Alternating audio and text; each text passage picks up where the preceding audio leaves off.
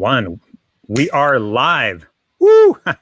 Welcome to Whiskey Thursday. Hey, you guys, you know what? This is, I counted them. I think this is actually our 10th episode of this show. Is that really? Yeah, like I was counting them because, for anybody that doesn't know, we set up a YouTube channel and all the Whiskey Thursdays are going up on the YouTube channel. So I don't even know what that's called. I think it's called Real Estate Marketing Conversion Mastery. I think that's the channel. But all the videos are going up there. And what's that? I said, I love it.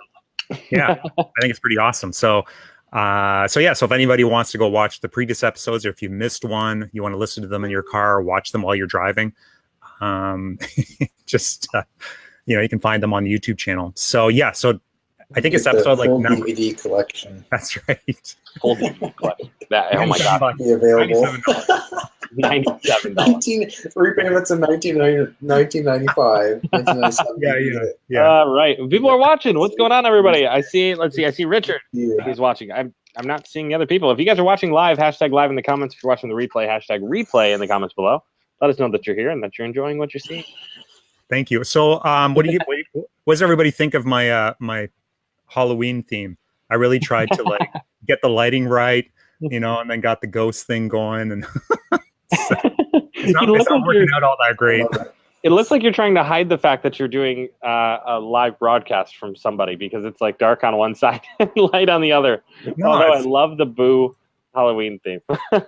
No, I was really trying to, the effects here and stuff like that. So anyways, guys, hey, listen, everybody, welcome to, again, I think our 9th or 10th episode. Austin's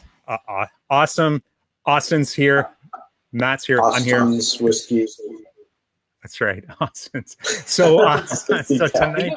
Isn't Austin they called the character in that show Chuck, the other guy named Austin, they called him Awesome. Anybody watch Chuck? No? Okay. It's all good. I think that is. Yeah, no, I don't think that that exists here. Sorry, bro. I know you and I were having a discussion not too long ago about shows we watched as kids, and in Canada they had a lot of different shows that we didn't have, and vice versa. Well, yeah, of course. Makes sense, but yeah, I think there's a lot of shows we have are just not allowed in the U.S. I think we're a lot more. I think we're a lot more liberal here. Might be. I'm not sure. Absolutely, no, for sure. 100%. Is it? Well, when you come to Toronto, you're gonna have some fun, you guys. I want to say, I showed you guys that new place that opened up right downtown Toronto. Yeah. The robots. The dolls. Guys, come on. Oh my gosh. Let's cross the line. But I did want to say, congrats to you, Shayne. For this is a big week in the life of all Canadians, and how you all overcome the strict regulation for cannabis, and now you are essentially free citizen. I saw. All the marketers are excited, right? Yeah. We had a couple. I was watching one Canadian. Austin, you don't look like the kind of guy who'd enjoy that stuff. No comments. Yeah, everybody's pretty excited here. I mean, I think there's just a lot of questions around what's going to happen. And in fact, my wife posted something about it on her page, just in terms of the real estate market, and what this could mean. Yeah, did you see that? Eh? So I thought that was kind of interesting, and actually started making me think, because we have some rental properties, and as a landlord, it's like, am I going to allow tenants now to grow weed in their house? And how do I feel about that? Right. So it brings up a lot of good points. Or even, as a realtor showing a house that has, a bunch of, pot plants in their house. I mean, there's a lot of questions that comes up around that. I saw a post not too long ago. Somebody apparently had bought a house, and when they went to take occupancy, the owner had left them a nice little garden in the garage that they apparently had forgotten to take care of. So I don't remember how that ended up, but it was pretty funny. I know as an agent, when I was showing houses, there was many times where people would have these different criteria that didn't make any sense, right? But they didn't want to tell me what they were going to use the house for. I'm like, I'm your agent. Like, I need to know this. Like, if you're looking for a grow house, like, I know the guy that's going to tell me exactly which houses are up right now that are going to be perfect. Shouldn't be too hard to find where you are, right? Exactly. But they're like super secretive, and they're like, oh yeah, we need this or that. I don't even remember what the stuff was. Certain stuff with lighting, the basement, and ceiling heights and stuff like that. Yeah, Austin knows a lot about this. Yeah, right. I've never done that. Oh man, I had a cousin who lives in Colorado. It's legal there, so that you can have like this, right? And so I know Canadians like how many they get 4 or 5 or something like. Yeah, 4. That's a lot. Yeah, dude, 4. that's a lot. Like that's so much. Yeah, I have no idea. Yeah, me neither. I don't I'm know. like, yeah, 4 is a lot. 4 sounds like a little. I don't know. I'm just thinking like one. Dude, have you seen them now? They're all genetically modified. They're like 6 feet tall. The leaves are all like this big around. Like it's insane. Like one plant's enough for a whole like town. It's insane. Oh man, I'm excited to see what happens. No here. one needs that. Yeah. Yeah. It should be interesting. But yeah, big thing for Canada for sure. It should be interesting to see what happens over the next couple of years, and but yeah, it's cool. So listen, I've got so we don't have a guest on tonight. So I've got a couple of announcements actually that I wouldn't mind making. And if you have questions and stuff that you want to ask us, put those down in the questions or the comments. Yeah, let us know. And we have a bunch of questions that we've some people have been messaging us and asking us if we can cover this stuff on tonight. So just really quickly, one of the I guess announcements is we have a new moderator in the group, and that's pretty exciting. He's going to actually pop on really quickly in about 20 minutes or so, and just say hi. We're going to announce him. He's going to be sticking around, helping us out. The group is growing rapidly. We should be hitting 1,000 members here pretty soon, which I think is pretty awesome. We're all really excited about that. And, lots of great engagement. Groups growing really nicely. So that's cool. And if you guys have any questions at all tonight, this is the time to ask. All of us are on tonight, and we're trying to get Austin here drunk so he can share some secrets. That's the plan. And hey man, well I just picked up this. It's 20 proof. If you guys are ever in Colorado, not only do they have legal plants, but what's really cool is they have a lot of really nice craft breweries. And they have just a lot of really unique stuff. This is one I picked up. It's actually a whiskey sour, handmade bourbon whiskey with fresh lemon orange juice, and it's Old Town Distillery. So small batch, like whiskey sour. It's actually whiskey. I mean, it's not like full on, but it's really solid. So if you guys are ever, I don't even know if anyone else is drinking tonight. I do it by principle. It's not that I enjoy it. It's more of a principle. I try to stick to what we have agreed upon. So absolutely. Hey, the other guys, it doesn't look like they have. Oh, okay. I don't know if there's anything left. I don't know. There's nothing left. It's been a long day. Black and file that he said.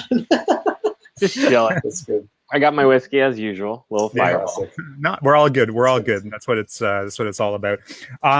So really quickly here on, I just wanted to mention I know there's been a lot of talk inside the group about the conversion lead follow-up mini course that we put out. There's a bunch of new updates that we are putting together that are coming out here in the next couple of days. I know Matt's got some plans for some coaching calls, so that's pretty awesome. We've got a bunch of new live calls. I spent the last 2 days just going through all of our call recordings. I extracted all the best ones, cut them all up, and we're throwing those inside the course. And I think you're throwing in some coaching calls as well, coaching calls with marketers, coaching calls with agents. So that's really cool. So for the guys that did pick this up, you guys obviously are in, and you get all these updates, which is really awesome. If you haven't grabbed it, I'm pitching this right now. If you haven't grabbed it, this is a great time to get in on this, because I think we're all really passionate here about the conversion side of things, which is why we actually built out this group. It was really super important, and it's always the mini course really, came about that sort of passion about, okay, let's Well, put some content together. Tell us a little bit about the reason that we built. I mean, basically the struggle you were facing when you pretty much were ready to throw in the towel on real estate marketing. Yeah, so lead conversion was a big one, and if you can't convert leads, you can't retain your clients. So, and that was a, I think that's where that came about, was basically trying to help people convert more leads and retain more clients. I think that's really what we've been focused on. So this is a great time to get in. Honestly, it's super cheap for the amount of content that's going in there, and we're going to continue to expand on that. And as we expand, there's the price is just going to go up. Like this, it's not not going to stay $97. This as a beta, we launched it, see what people thought, and we start just keep adding content to it. So this is a great time to get in there. And as you can see, we continuously we continue to add new stuff to it. So I just wanted to throw that out there. A couple other things too. We've been thinking about doing a couple of different lives on different days as well, and we're just kind of. Hey Philip, hey Les, how's it going, guys? Sorry, we got people asking or saying. Oh yeah. Let's say hey. Tonight's laid back. Again, you guys ask us your questions. So no, continue, Shayne. Sorry. That's cool. Honestly, the questions just popped right in, or like all the comments just popped right into Be Live. So this program's not awesome. But anyways, a couple other things too that we're thinking of doing, we've been talking about, is we've been thinking of doing a Friday Q&A as well, and wondering what people might think of that. So, either one of us or two of us just getting on Friday afternoons, doing a live Q&A for anybody that's interested in that. We're going to throw a post up for that and just ask to see if, people would like to see that. But I think that'd be really cool, especially for marketers that are just sort of getting started and they're kind of lost with different things. We could pop on once a week for an hour and just answer a bunch of questions. Absolutely. We do this on a regular basis. So let us know if that's something you guys would be interested in before we commit to that. Also, hey, Doug. Hey, Aaron, how's everybody doing? But again, let us know, are you interested in something that, like a Q&A on Friday afternoons where you can come on and ask us some questions. And we're probably thinking somewhere between 1 and 3 Eastern Standard Time. Yeah, something like that. Probably, probably somewhere in that time frame. Yeah, and then the other thing we've been thinking about doing, because I know there's been a lot of questions about third-party products, third-party appointment setters and like lead follow-up, CRM systems, all that kind of stuff. And we've been thinking about doing a live every Tuesdays for vendors. So basically, we'd be bringing in one vendor every Tuesday. And do like an interview style and ask questions and just let them introduce their product. So what would be an example of that, Shayne? Like what kind of products are we thinking? Well, that's great one, Line Desk being one of them. Ava being another one. I mean, there's a ton of them, right? Yeah. Realty. Exactly. So there's a bunch of them, and I think there'd be a lot of value in that to the group and to the what's that? I was saying, is there a mute button here? I just had like a nice hachu. Oh, that's okay. Bless you, buddy. Oh, good. Thanks, man. Sorry to interrupt. On a roll right there. Whatever. No, you didn't ruin anything, man. It's okay. We're having fun. We're having fun. It's all good. Yeah, it's all good. So let us know, and also if there's other ideas that you guys have that you want to see, put those in the comments. Not going to let us do it. Work. I'm not saying Shayne's going to let us do it, but I'm just kidding. Yeah, if you guys have any other things you guys want to see, let us know. But so we're thinking of doing this vendor thing every Tuesday. Again, interview style. The only thing with that is that we need some help here because we need to grow the group a little bit bigger. And because a lot of these vendors are not going to be interested unless we can show X amount of about 1,500 to 2,000 members. Yeah, is where these vendors will start coming in. So if you guys are enjoying the group and you're getting a lot of value out of the content and everything else that we're doing in here, it would be great if you guys could promote it outside of this group. That would be awesome. If you know any other people on Facebook that might be interested in this group, go ahead and add them. Actually, you know what? You should go share the group link right now on your Facebook and tell other marketers to get in here. See how many people we can get on this live tonight. That would be fun, right? If we hit 25, 30, 40. Yeah, it'd be awesome for sure. So if we can grow this group a little bit bigger, then we can start bringing in the vendors. And like I said, I think there'd be a ton of value in there. And some of the bigger vendors as well that I'd love to interview and ask questions and see their products and whatever else. So, and I know there's a lot of questions about this. Maybe we can get Dan in here and talk about Lead Owl. Dan, yeah. Oh, maybe, yeah. You might want to promote it. Who knows? Yeah. We might have to grow the group to 20,000 people, but That's true. Yeah. So yeah. Did you guys catch that email? You caught it, eh, Matt? I did. The one with you. Austin, did you catch the email? Yeah. That's what I said. I was like, hey, are you still going to do Whiskey Thursdays with us now that you're famous? I know, eh? Did you guys catch the ads? I haven't seen the ads yet. You haven't seen? Oh, you haven't seen his ads, eh? Wait, what is it? I know. Hang on. Okay, do you guys want to see this? We do. I can share my screen. I can show you guys. Elijah, what's going on, man? I see you out there. Do you guys want to see it? Philip, what's going on? Yes, I think we want to see it, bro. Yeah. Hang on a second. This is not that I want to. In the meantime, what are some questions that you guys have, and what other topics do you want us to cover coaching on? And I love coaching. I love coaching. So it's like, tell me what you want to know. Hey, give me 2 seconds here and try to find this. It's going to take me a second. Can I get the Jeopardy theme music up here somewhere? No. That'd be perfect, right? No, but for real, you guys. Sorry, I was going to say, okay, here it is. Hang on. Let me share my screen quickly. Share, get this down, and throw this up.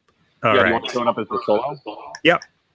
Cool. Okay. Oh, no, I keep doing that. So solo. Okay. All right. Here it is. Right. So if you guys don't know who Dan Henry is, he's got a Facebook ads course. Les wants to know the meaning to life. What's that? Les is asking, what's the meaning to life? Meaning to life. Yeah, you can. Austin can answer that. We'll get going on that one. You guys can't see this, eh? Sorry, Austin. Austin, you can't see this, can you? I can see it. Dude, it's like 2 inches tall. It's so freaking small. I guess I could just go. And again, if you guys are watching live, hashtag live in the comments. If you're watching the replay, hashtag replay in the comments. Or are you going to show like leading that? No, I made his ad copy. What are you going to show? Like holy ad copy, man! Look how many ads he's got running. I know, it's crazy. That's impressive. No, I made Dan's Henry. There you are, right there. Yeah, right there. There's his ad. One of his ads. There was another one. There's another one here. He's got like 6 of them running. You made Dan Simmons ad copy? In the ad copy, his ads. Dan Henry? Dan's Henry? Yeah, Dan's Henry. If you guys don't know, there's another one. Yeah, the Canadian one. One of the big guys for Facebook marketing ads courses. Anyways, I thought that was pretty cool. But what I thought was even cooler that I made it into his emails, which was kind of neat. So if anybody saw the emails, that was cool. I couldn't see it. So for the visually impaired, could you describe it? Well, it was basically Shayne just waving a Canadian flag. No, it was just basically sort of my story, from getting sued by one of my friends, and then being broke and for over $500,000. Yeah. So it was a good story. It was definitely a good story. He's a $500,000. He's a good copywriter, and I think he did a great job with it for sure. So, but I was shocked because I saw the email before he even mentioned anything. Yeah. So I saw the email. I'm like, whoa! Like I'm reading the subject line, being sued by my best friend for $500,000 or something like that. That was the subject line in the email. I'm like, wow, that sounds really familiar. Let me read this. And I'm reading it. It's like, whoa, this is my story. And then my post from it's like, okay, that just hit my mailbox. Yeah, like that sounds frankly familiar. Yeah, and I know who does like $500,000. 40-some thousand, 50-some someone I know. Wait, that's me. It's insane. That was nuts. Yeah. So I got it. I got the email, and then he messaged me. I think it was later in the afternoon or something. What do you ask if it was okay if you sent an email out? He's like, is it okay if I use this picture in your copy or in his ad copy? I'm like, sure. You know, that's all. That's all I said too. That was a crazy. It's like, sure. Yeah, I didn't. you guys I didn't even never say know. anything. Yeah, No legal, like. no, I didn't. Yeah, no, Yeah. and like maybe I should have asked. Facilities. Yeah, maybe I should ask Yeah. for some like, royalties or something, right? Using my picture. Dude, absolutely. No, but that's really cool. And if you think about it, I mean, think about the people who are putting testimonials out right now for just the mini course, right? Like down the road, if we end up doing something with ads, like that's free advertising for you, right? Because that makes you look good, Shayne, when you show up in Dan Henry's ads in front of other people, right? That's for sure. boosting you, boosting your authority. You're not paying anything for it just because you did a testimonial. I mean, that's a really cool thing. I didn't do a testimonial. I still haven't done a testimonial. You haven't done a testimonial? No. Wow. Sorry, what was that, Austin? Wow. I was gonna say, and just imagine like the impact you're having on Dan Henry's life and business right now. All right, guys, I mean, we're gonna put a donate button down below to get Austin a better mic. You can't hear me? Is it because of these? It's AirPods, I think it's the buds, man. Yeah, I think it's Austin and his buds. My bad. Let me see if this is better. Hold up. Oh man, you don't want us to put a donate button down below and get you a Yeti? Yes or no? Hear me now? Yeah, we can hear you now. That's actually that's way better. Heck. Nothing? Apple fail. Hey. Okay, sweet. Yeah. You're good. You're good. No, I was saying, think about the impact the opportunity you get to impact Dan Henry's business and his life. You know, and now he can buy two gold-plated Hummers, right? Instead of just one. Because of people like gold-plated Hummers. For real? Because of people like Shayne, Lambo, I guess, or whatever. I thought he had the Batman Lambo. Yeah, it's a Batman Lambo. So, anyways, I was honored by it. I thought it was kind of cool. It is very cool. A D-list celebrity here. No, for real though, guys. If you guys have questions, drop those in the comments below. We want to answer some questions. What do you have questions about as far as real estate marketing, as far as acquiring new clients, as far as whatever your questions are on. I've only seen one so far. Let's see. Actually, you know what? We got two so far. Okay. Other than what's the meaning to life? Okay. So let me just quickly finish the announcement thing because I know it's taken 30 minutes here to do that, but let me just wrap that up because I think what we have that's coming up that's really cool is November, December, probably starting the 1st of November, like the first week of November, we're now focusing on client acquisition on our lives. So the Whiskey Thursdays are probably going to be focused mostly around client acquisition because we're getting tons of questions about that. We also feel that it's probably one of those areas for marketers where they struggle a lot is with client acquisition. We've already got a few people lined up for the next few weeks on that subject specifically. And what kind of topics are they going to be going over, Shayne? Let's give them a little teaser. Client acquisition. That's the topic. You're not going to tell them how they're doing it. I'm going to tell you. Yeah, I'm going to tell you one. It's okay. I'm going to give you a couple of different things. So one of the guests that's coming on has made. I'll just give you like a sort of a number. Has made very, very close to $20,000 in a single day, in one day. Yeah, acquiring customers. So that person's going to come on talk about that. That's going to be really, really cool. I know. Hey, Austin, are you shocked? I think that was a shocked face or a scream face. I'm not quite sure. Really, really, really cool. So super. We're pretty excited about that. And they've agreed to come on, talk to us about it. And then we have another guest that's coming on talking about. Like, guys, comment down below if you're excited about that. 20K in a day. Hashtag 20K a day. Like that is. In a day. We're gonna have somebody on here going over how they made 20K in a day, and it's a repeatable process. That's the coolest thing about it, because I already know what it is. But it is a repeatable process that you can do. And it wasn't like a massive investment or anything like that. You don't even have to be in. I don't know if you have to be an expert. You got to be good. You got to have some skills, but it's not somebody that's had 20 years worth of experience here. No, I mean, how long have they been a marketer? What, 6 months? I don't know. I can't give you that number. I really don't know.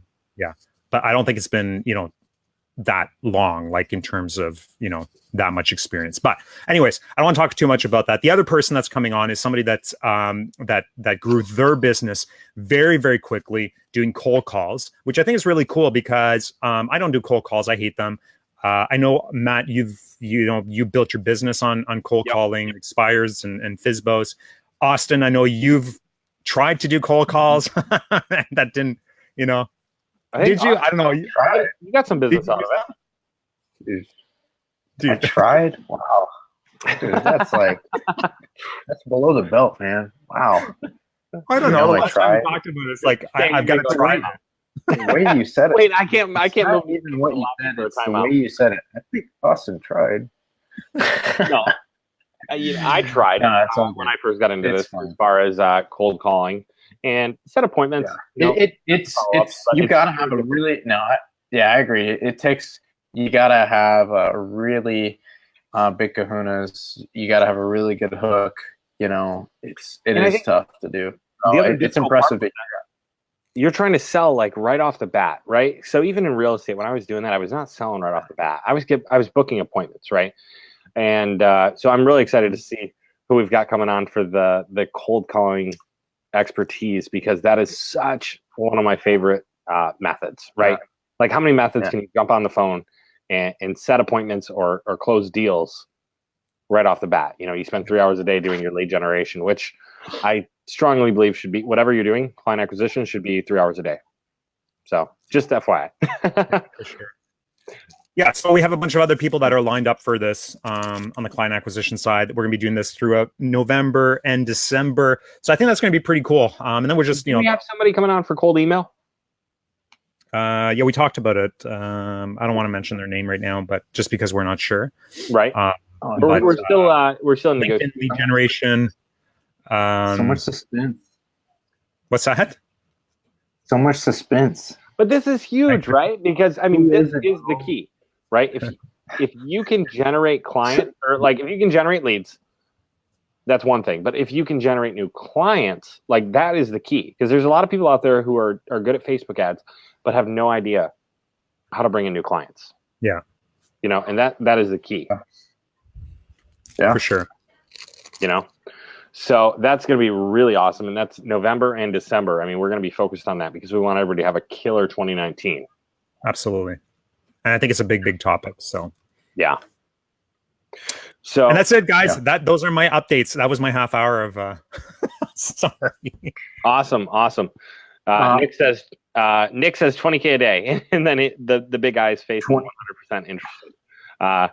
We've got a few questions coming in. Do we want to do questions first and then bring on our new moderator, or do we want to bring on the moderator and then answer questions at the end?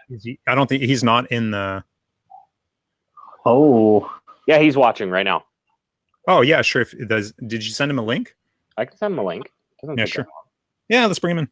All right, give me one second. We'll just, what we're gonna do. What's that? Initiation. Okay. Yeah. So we can ask him all the questions. Yeah, we're gonna sit down. Dude, I can't wait for this. It's like hazing almost. I almost feel bad about it. But all right. Oh yeah. Let's see here. Let me. It comes with the territory. All right, I got to take down my picture. Right. He's been on here before, so that's okay. I just sent him the link. Cool. Join us now. Okay. Cool. Well, let's answer some questions. I think I've got a few of them. Is there anything in the comments? I can't see the comments. All right, he's coming on right now. So, yep. Let's give him the questions, and then we can follow up on them. Okay. Come on, Shayne. We gotta give him some chances here. Okay, that's fine. You guys got to know that if we're bringing a moderator on, they know what they're doing. Right? Moderator, whatever. Moderator. I don't even know what a moderator does. We're still not sure. Yeah, I don't even know about questions. All right, here he comes. Okay, drum roll, guys. Be awesome. Where is he? Oh, that's shocking. I thought it was somebody totally different. There he is. Oh wait, I sent the link to that's the wrong guy, man. I sent the link to the wrong guy. Oh shoot. Hey, this is awkward. I think I'm on the wrong show. Where am I at here? It was Jeopardy. My bad. What's up, Aaron? What's So going on, fellas? that's it, guys. Come on, bro. Aaron Harris is going to be one of our new. Well, it's going to be our new moderator in the group, answering questions, helping you guys out with all the daily struggles of being an internet marketer in the real estate niche. And Aaron has a very successful business. You've seen him before here on the Whiskey Thursday show. And Let's ask him how much he makes. Yeah, dude, that's the first question you got to make. Or first question you got to ask. How much? What's your total revenue a month, Aaron? Your MRR? I ain't gonna throw exact numbers. Don't answer that. It's over 20K. It's over what? 20K? I thought it's over 20K, and we'll leave it at that. There we go. Nice. There we go. Okay. I like that. Okay, you're allowed. You're allowed to be. Can he be a moderator? Right? So no, that's Like I'm trying to get to like- the 20K days. No. Like, 20K day. Yeah, right. That's what we want to get to. yeah, I'm trying to get to the 20K days. That's awesome. So no, let's bring on the questions then. So let's see here. All right, let me go all the way up to the top. Make sure I'm getting them. So here's our first one from Benjamin Armstrong. Do you use Facebook lead forms as a strategy for most of your real estate clients instead of ClickFunnels? And if so, why? So let's change ClickFunnels to landing pages, right? Because not everybody uses ClickFunnels. So do you use Facebook lead forms as the main strategy to your real estate clients instead of landing pages? And if so, why? Is that Aaron, for you're me? the, That's yeah, for you, Aaron, Aaron. you're the We're moderator breaking now. That's why we brought you All in. right, well, Yeah. We don't feel like First question. Hey. All right, well, it's my show then. Mention of both. Just in terms of landing page softwares, Bounce is really good. Lead pages, ClickFunnels. But for our business personally, we probably use about 75% lead forms and about 25% landing pages. And so they're pretty well, probably about the same. So just a matter of setup time and how specific and specialized you need to be. So is that what you would say is the reason that you're using more lead forms right now? Is the setup time and what it takes to put into a landing page? Exactly. Yeah. This saves us a ton of time for setup. And then, a lot of times with these campaigns, they don't need to be as customized as the funnels can make them or the landing pages. That makes sense. Oh, great. All right. On to the next one. Les says, you guys convert leads for clients. It's a mix. Some of us do, some of us do not. And obviously there's a cost difference. So Shayne does a little bit of that, right, Shayne? Yeah, I'm I was hoping Aaron would answer all the questions. I wanted to take a break. No, we're gonna go through all four of us. Right? I'm just kidding. Yeah. So we what was the question again? Do we convert our leads for our clients? For the clients, yeah. Yeah. So we have a small ISA team that we built a little while ago, and we've got some big clients that we do that for. Mm-hmm. I feel like there's some third-party services out there that could probably do maybe close enough to a pretty decent job to like what we're doing. It's really expensive. You're managing staff. It's a lot of work. You're constantly listening to calls, but it's definitely doable. I think if depending on where you want to go with your business, like it's something you really need to think about, and whether or not you actually want to do it for your clients or just hire out a third-party service that can do it for you. So speaking of third-party services, Aaron, why don't you take a whack at that one? For pretty much all our clients now, we're actually outsourcing to a third-party service, just using an ISA team. So they're there. So if you're trying to figure out which one to use, just do a little bit of research, and you'll find the right one that works for you. And for our business.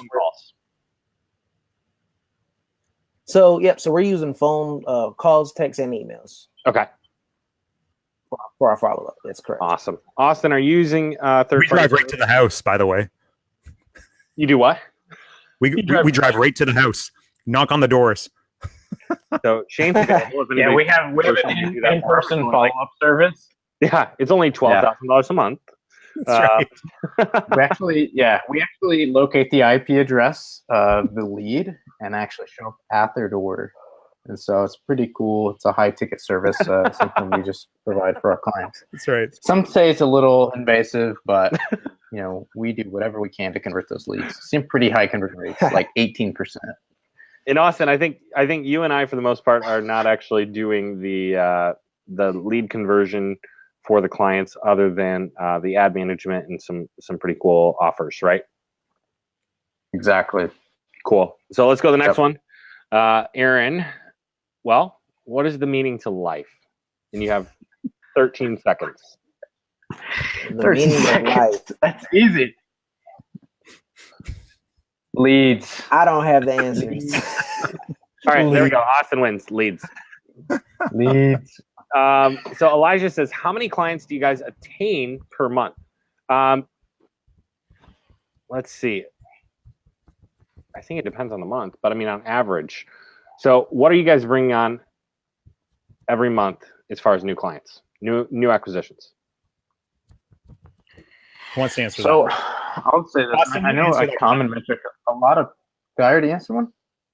Go for it, Austin. No, I was just saying, Austin, you answer that because I think you're the one that's bringing on a crap ton of clients right now. Well, no, what I would say is that, the metric I have always been told is 10 to 20%. Like you want to beat you're always going to get a 5 to 10% attrition rate, right? You're always going to get, so say you have 10 clients, no matter what, even if you're perfect, you're the best, like you're bringing the best results, you're going to lose about, on average, 1 out of 10 clients a month.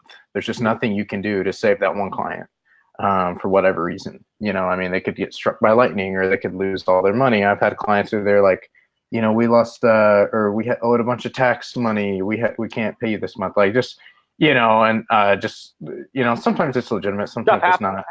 Stuff happens. You're going to lose a client. So that's why Matt was saying, you always got to be prospecting, whether it's online, on email, messenger, in person, and networking, Chamber of Commerce. But I have always been told, try to shoot for 20% of new client. I mean, you could shoot for, if you're brand new, one client and you gain a whole nother client, that's 100% increase, right, in clients. So, you know what I mean? If you double that, right? But if you're at 10 clients a week, or 10 clients a month, you should shoot for about 2 new clients a month is kind of roughly what most people would say is probably like a good increase. Another method, I know a lot of people will say 10% growth week over week, which would be, if you had 10 clients, that'd be like roughly one new client a week. So I think one to 2 new clients, I would say probably 2 to 4 new clients a month would be ideal for like a healthy marketing, or more. It's not like it's bad to get more than that. It's just as long as you can deliver quality service, Yeah. 2 to 4 is probably a good ballpark number for most people. Okay. I don't know if you guys would agree. Yeah. Shayne, I think right now we're bringing on about 5 to 6 a month. Something like that. But we're focused in so many different areas, and we already had a lot of good sized clients before that. Yeah. And we've got the digital products that are coming out. So it's like there's only so much time to do so much, right? And so we're kind of like. But let me add to something you said earlier, and this I think applies to, like, if we've got agents that are watching, marketers, new business, like if you're a new entrepreneur, new business owner.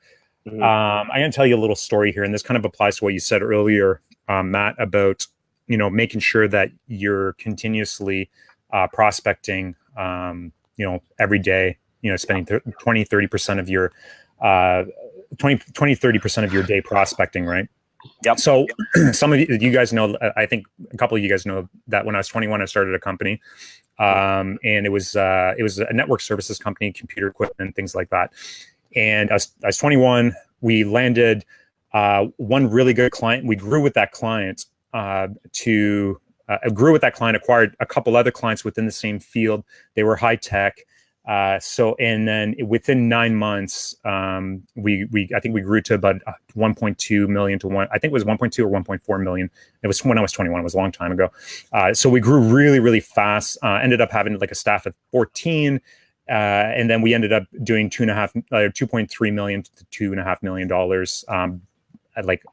within 18 months or so. So we were like, it was crazy. Like our growth was phenomenal. And we were so busy and so focused on our existing clients. And we were growing with them. I remember one month, it was the month of March, one of our clients spent $485,000 with us. We were doing 25% margins. Mm-hmm. In the month of April, that client spent $32,000 with us. And then in the month of June, they spent $800 with us. And then every other high-tech client that we had followed suit. So by June, we were losing $80,000 a month. I was 23 years old, had a staff of like 13, 14 people, and no other clients except for these clients. We had a bunch of them. They were all high-tech clients, right? Mm-hmm. But it's that same sort of situation where, as a new business owner and an entrepreneur, you're kind of, you're so focused at the beginning. You're growing. You're prospecting and trying to get new clients, and all of a sudden now you get clients. Money starts pouring in. You get a couple new clients, and then money starts pouring in again. And you're getting really busy, and then you stop focusing on your client acquisition side of things. And then all of a sudden, you've got one client drops off, two clients drop for whatever reason, like Austin said, right? And then now your $35,000 a month is now, $10,000 or $5,000, and you have no clients. And to go back out and start prospecting, it takes a lot of time to start getting more clients in the pipeline, and then to get those clients to convert. And so exactly. And one thing I tell everybody that I work with, marketer or agent, right? Everything that you have coming in this month is because of work that you've done 60, 90, 120 days back. Yeah. So when they say, I haven't done anything this month and I brought on 3 clients, I said, well, fantastic. But, 3 months from now, what's that going to look like? Because everything you're doing right now is 60, 90, 120 days work back. And I think that's exactly what you're saying. Yeah, and especially if you're starting to look at larger clients, if you're dealing in $2,500 retainer, $5,000 retainers, and things like that, or even as an agent, even worse for an agent, because you've got to keep prospecting, right, and keep filling up your pipeline so that those deals keep coming out when you're not busy anymore. And so something similar happened to me again last year, where I had. I grew really quickly. We landed a bunch of clients. I think I was running with, 13, 14, 15 clients at one point. And then I had one client drop off because he was hospitalized. I had another client drop off because they got sold. And then I had another client drop off because they were building a software company. They were a real estate brokerage, but building a software company. And then they decided that they wanted to focus on that, which is weird. The weirdest client I've ever had. But, in the span of 3 weeks, I ended up losing 3 clients, and not because I wasn't doing a good job, but because things just happened, right? Yeah. So you'll literally have clients getting great results, and they just get bored, or they just whatever reason they just get lazy. There's no controlling it. Or there's a new shiny object. Yeah. Exactly. Oh yeah, there's just no shiny object. There's always a new shiny object. So no, but I think that is a great example, Shayne, especially with your experience in the past. Let's always be prospecting. Always be prospecting. Always be closing, right? So let's see here. So that's how many clients do we attain per month? Aaron, how many clients are you bringing on every month? 200. So I wish. So let's see. Right now, we've onboarded 4 new ones. I got about 3 others that are hot. Just waiting for that closing day. So we'll see what happens. But so we've onboarded 4 this month. If everything goes good, we'll probably do 7. Nice. But at the same time, I also lost 2, so it happens. Well, there you go. That kind of speaks to the numbers Austin was talking about. So our next question from Phil is, and our last question was from Elijah. Our next question from Philip, what is it? Kilovet. So do you suggest a tiered pricing model? Who wants to take that one on? What does that mean? Tiered. So your minimum is we have a cake entry level price of $1,000. We have a high end ticket of $4,500 a month. Do you recommend tiered pricing? Who's got the best pricing model? Aaron, I know you have a tiered pricing model, so maybe you can speak to that. So on the tiered, and I've also done the one flat rate. And so I think both of them have their advantages. I guess the thing with the tiered option is you have the ability to reach some.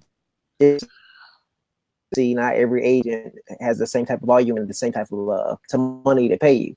So if you have a tiered option, then you can offer a lower option, have a tier option that may be more geared towards teams, and maybe a higher tiered option geared towards brokerages. But also having just one model also works because you know it like the back of your hand. It's easier to the flexibility to adjust it however you need to do. So in terms of pricing, it really just depends on you and what you feel comfortable with doing, but both options work in my opinion. I would agree with that. Yeah. Shayne? Oh man, my pricing's all over the board, man. Don't ask me about this. My pricing's always been based on what the customer can afford and what I'm comfortable charging. I mean, it's always been around that, and then what services we're providing and how much value we're adding, how long they're going to stay on board for, how much opportunity there is. My costs, like I've got one client where I do ads for free I still do ads for free for him, but he drives like tens of thousands of dollars of business, to us all the time. So, and then, we've got other clients that are, $2,000, $3,000, $4,000. I've had some at $6,000, $5,500. So,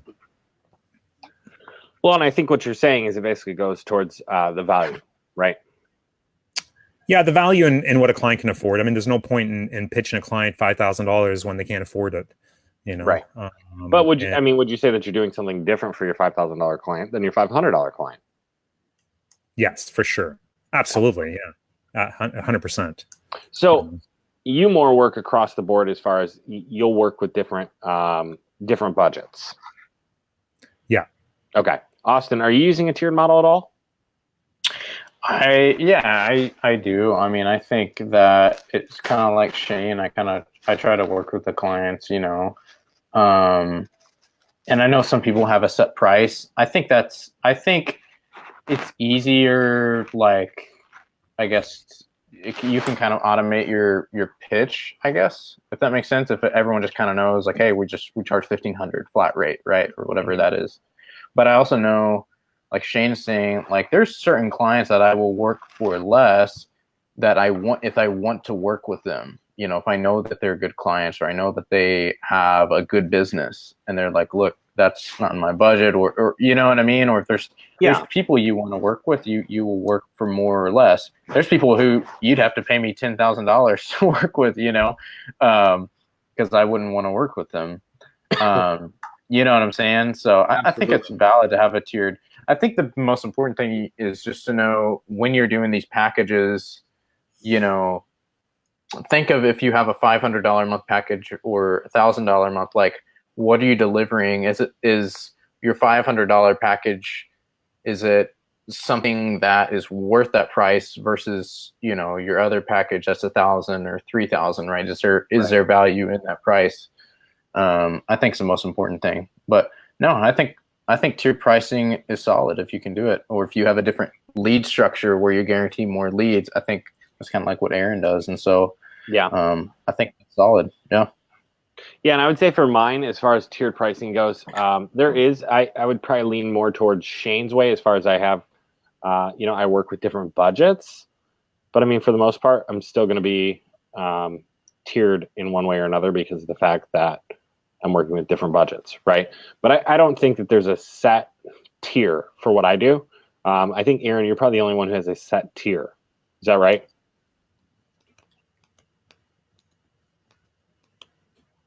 You still there, Aaron? Did we lose Aaron? Again, you went out. I heard. I think you're probably the only one of the four of us that has a set tiered pricing. Oh yeah, I probably am, but I guess one thing about pricing change is probably a few months. So we're still figuring out the sweet spot, but so far so good. Makes sense. All right, so on to the next one. I got to go check inside and make sure everything's good in there. But Nicholas is asking, and I decided, guys, I'm going to skip last names because I just don't want to butcher them, Oh, come on, man. That's what makes this fun. Does it make it fun? Should I do last names? Should I? All I right. don't know, man. Just ask the question.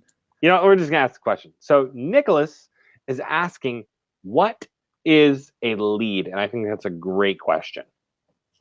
So Aaron, we'll start with you, and then Austin and Shayne, and I'll be back in a moment. Aaron's like, I didn't sign up for this. I know, right?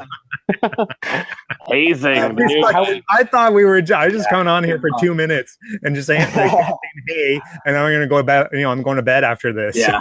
Like, nope, Yeah, you're coming quick on. You're answering questions. You want to moderate? This is. On the We're just spot. kidding, guys. Part of We're the just job. kidding. So how we define leads to our client is simply name, email, and phone number. We don't get too much more complicated than that. Sometimes we may get additional information, but if we had those 3 components, it's a lead for us. Yeah, I think we all agree on that too. Like, I think most of us are. That's what we're operating with is name, email, phone number. That's your full lead. Anything less is not necessarily. At least I wouldn't consider it a lead, and any additional information we're getting is just a bonus on top of that. Yeah. Yeah. Austin, you might have a different approach for this because on the mortgage side, you're doing a lot of different stuff where you're collecting a lot more information. So maybe you probably would define a lead maybe a little bit differently for some of your clients. Well, you could say, I mean, it's still a lead, right? Even if they're getting a Facebook Messenger, like that's where I'm kind of like, okay, yeah, it is a lead, but is it really like?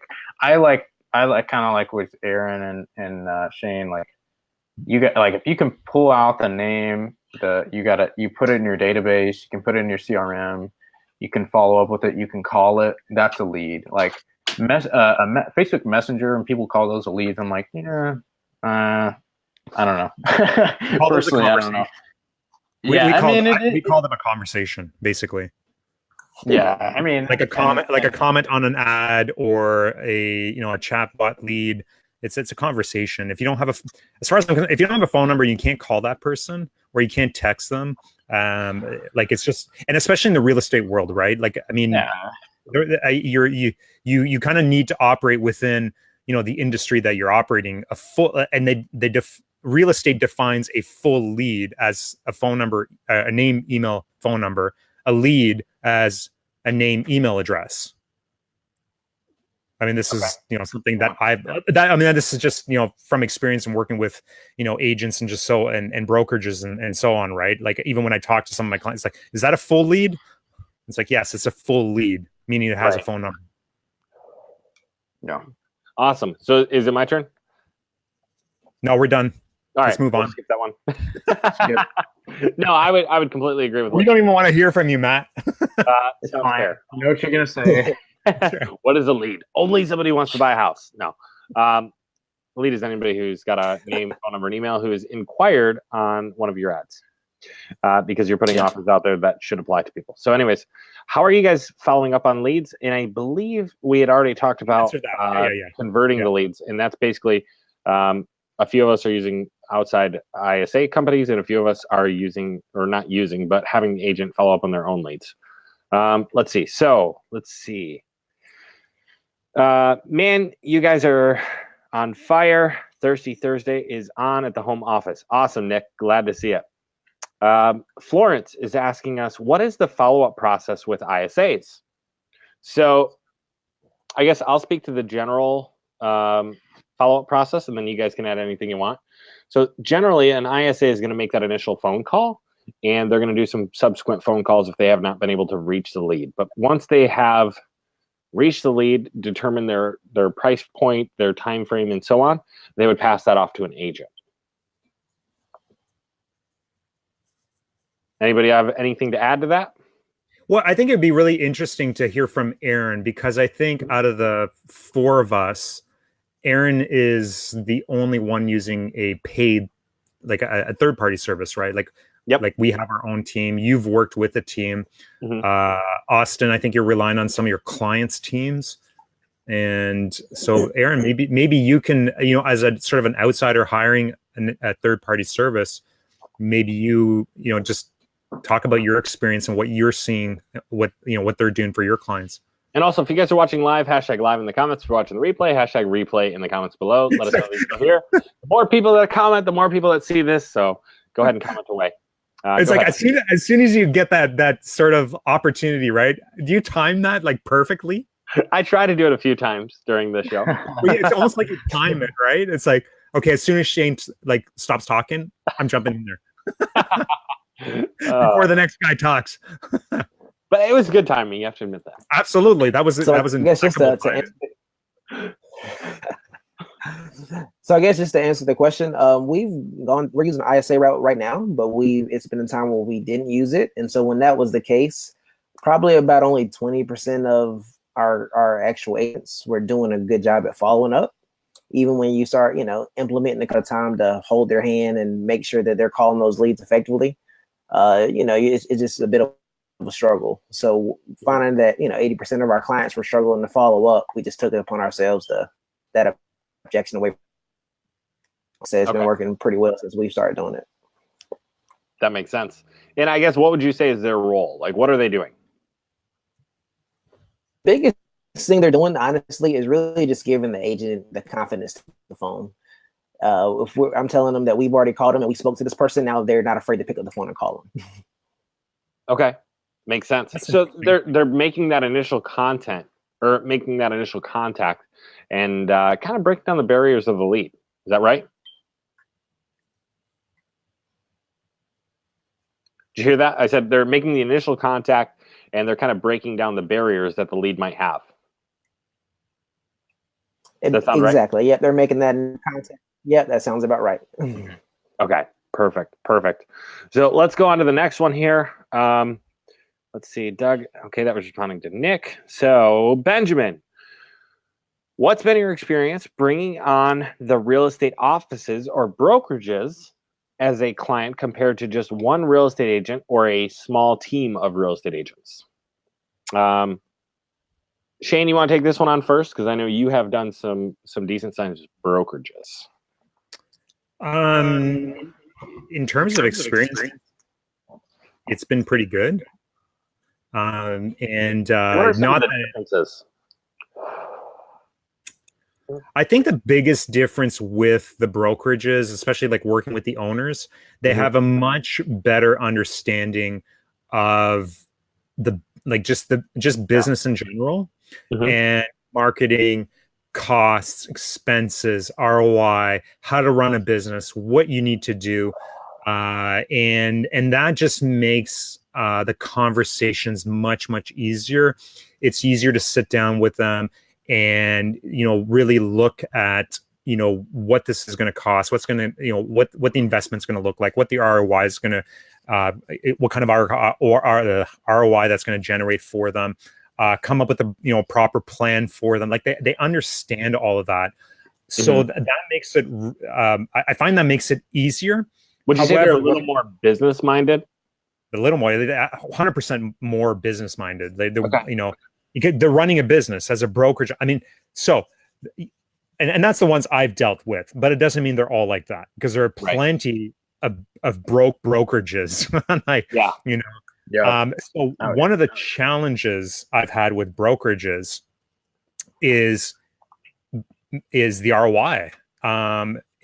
Brokerages are very, very expensive to operate. And I think a lot of people don't realize this. As a marketer, I don't think you guys realize how slim the margins are for brokerages and how much revenue these guys need to generate.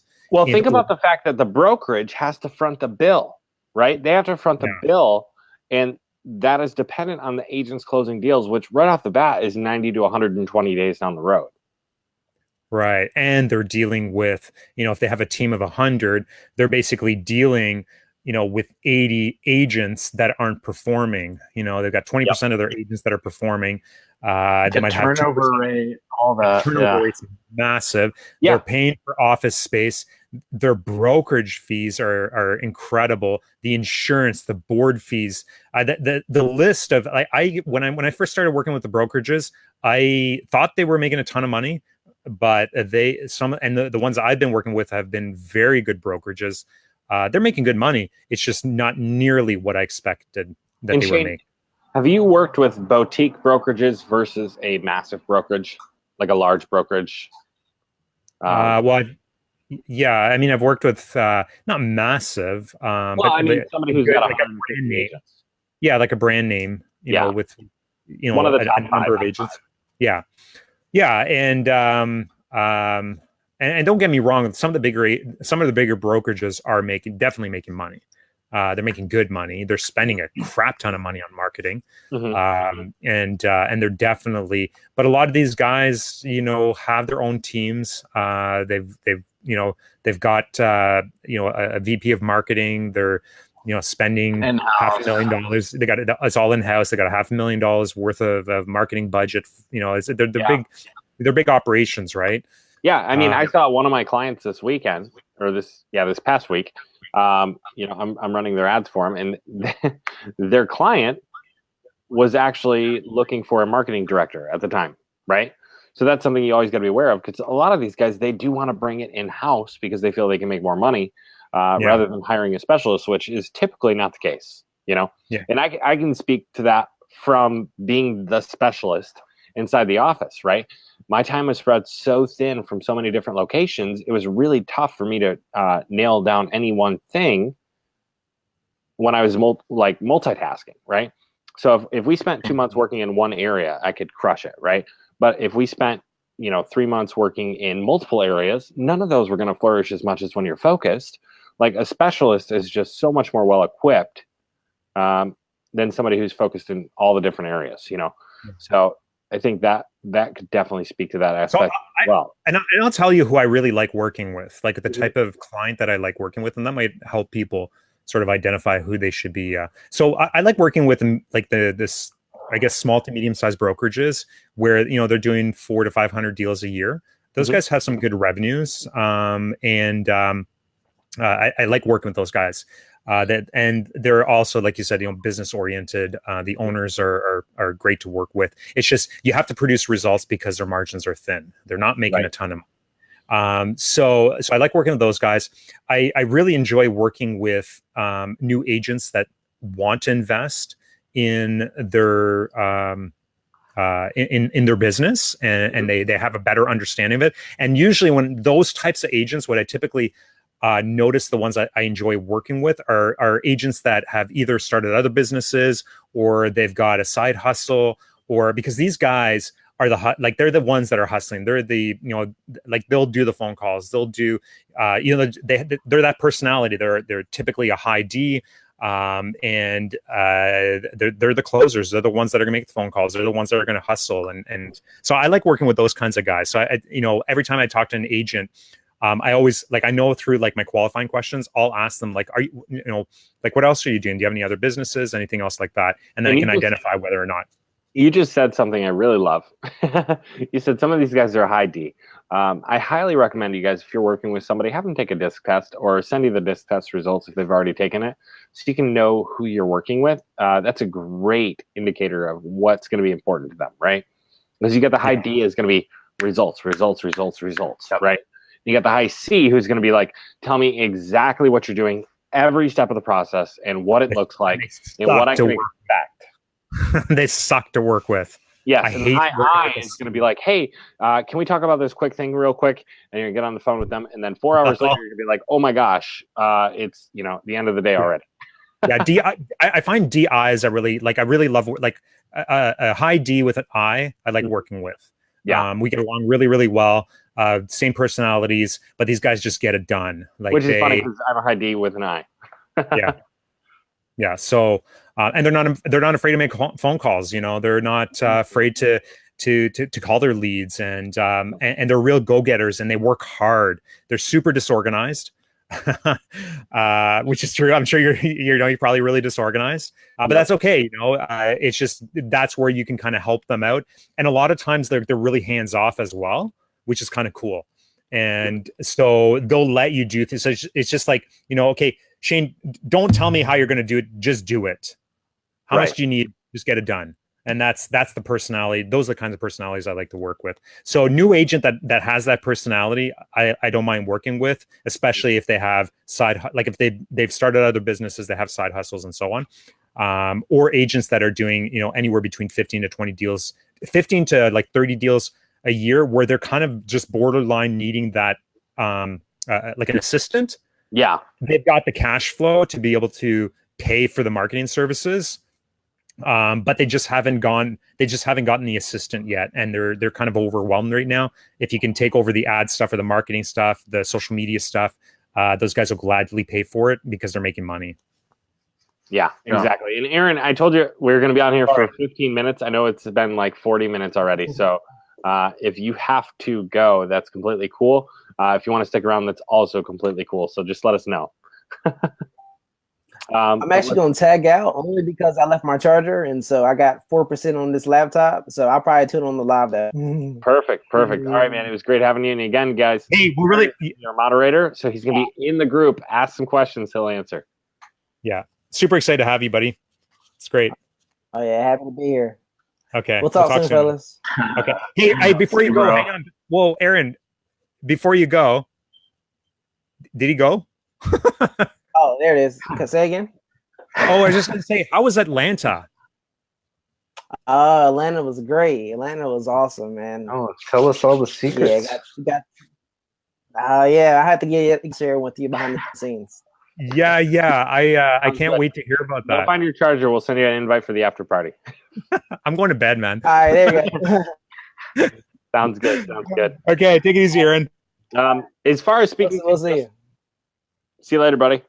As far as speaking to just one real estate agent, I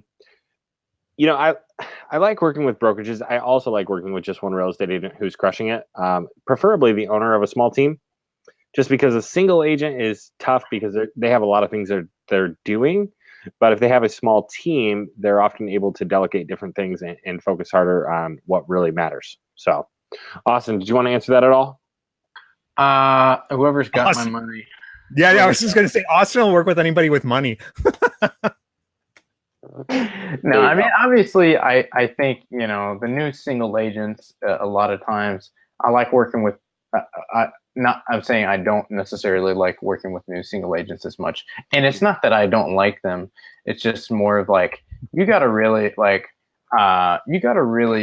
know how to train them, because you find a lot of times, if you get with someone, the ideal client is someone who's buying leads from Zillow or buying leads from, a few other sources. They're already investing in advertising, not just advertising. They're actually buying leads. I love those types of clients, and because they're used to internet leads. If you get someone who disses on Zillow or any of these other lead generation companies, no, and I get that the frustration is that they're shared leads. That's one thing. But if they just say, internet leads suck, well, do you think they're gonna magically just start loving your leads? Chances are probably not, unless you have massive back-end automation, appointment setting, or a system with callers and ISAs, right? If you're actually just handing them raw leads, chances are, if they've done Zillow or another lead program and didn't like it, then they probably won't like yours, So I like going with someone who's seasoned, who's bought leads or is buying leads and is looking to kind of diversify their lead portfolio, so to speak, Yeah. Oh, that makes sense. Yeah. So let's go to John. John has asked, anyone done apartment lead generation? Let me check real quick because I know we're at 10:15. So let's see here. What do we have? All right. Zach says he'll stop trolling. I doubt it. But let me see here. That's our Zach? Yeah, that's our Zach. Our Zach. Our Zach. Anyone offer Google Leads? Okay, so Rob Powell's question is going to be our last question. Anybody else who has questions, go ahead and throw those down in the comments, and we'll try and get to those after the show. We'll respond to those. But anyways, let's get back to John's question, which is, anybody done apartment lead generation? Would love some tips on what's working for you. Has anybody here done lead generation for apartment complexes? I personally have not. I'll just say I have not, but I've scraped a bunch of ads. And so I've seen what they're doing for apartment ads. A lot of times it's download our floor plan is kind of the hook. Check out this new apartment, download our floor plan here. And that's kind of, instead of hey, download this PDF or download this free guide, it's basically a guide for their apartment. and it's kind of a online brochure for their floor plans. And so I've seen that, and I've actually seen, I know a guy who was, I think he was in this group, who was doing that. And he was having pretty solid success with it. So you could try that. Or you could try probably a very similar hook with like a single listing, and I'm sure that would actually work well. You know, check out this brand new apartment. You know, you could find a hook if it's like a brand new facility. Obviously, that would be the easiest. You know, check out this. Yeah, go ahead, Shane. I was just going to say, I think depending on price points, you know, if they're luxury apartments, I think there's different things. You probably treat it a lot the same way you do, you know, luxury condos with videos and things like that. If they're just normal apartments, your hooks could be, you know, 1 month's free rent and whatever else you can offer up. I mean, it's the same. I would think it all comes down to the offer, right? Exactly. I think it's all the same thing as the offer. You know, personally, I think there's, and not to say that it wouldn't work with Facebook ads, but I kind of feel like there's some better platforms out there for apartments. Whoa. I'm just kidding. No, it's true. It's very true. Well, I mean, like the marketplace might be a good platform for that. Mm-hmm. Well, and you can charge a client to do that too. You know, basically the client is paying you to bring in tenants, right? And so that's all that matters, is that you're bringing in tenants, whether you're using Facebook marketing, whether you're using the marketplace, whether you're using Google, Craigslist, whatever, right? They're paying you to bring in tenants. So keep that in mind. Exactly. Let's see here. So Sean Campbell said, well said. A lead has to be legit with phone, email, and a name, and perhaps a few qualifying questions occasionally just to solidify that they are interested. Good point, Sean. Rob is asking, anyone offer Google ads as part of their services? I do not personally. It's something that I've looked at for the future, but right now Facebook is killing it, and so I have not done anything with Google ads recently. I mean, with one of the companies I was with, we did a lot with Google ads. I didn't see anything other than a higher cost per lead, right? So it was not better. It was not worse. It was just a higher cost per lead. Shane, awesome. Yeah, same with me. I mean, I do few and far between. Awesome, I should say. Shane, awesome. Great. What about you guys? Not really a whole lot, just because it's you know, most of the people we're dealing with. Did you guys lose me? Yeah, I don't know. Okay, I lost Austin. Okay, I'm talking. I don't know if that matters. So I don't know who you got. Let me hang on. Yeah. Okay. So fine. Unacceptable. Okay. You lost Austin? Yeah. Austin, do you have Matt? So I was going to say that it's kind of the same thing as Matt. Is that, yeah, never mind. Hey, Austin? Hello?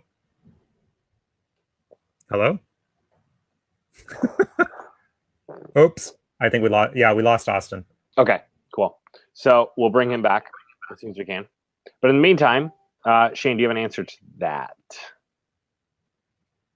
So we've used the display network, but only through third-party services, which is like the easiest, cheapest way to do it. And we've only done it to do like branding campaigns and stuff like that. That's like just basically farming areas. And that's pretty much it. But I haven't done any Google AdWords at all. There's no there hasn't been much reason to. We generate so many leads for so little. Yeah. Makes sense.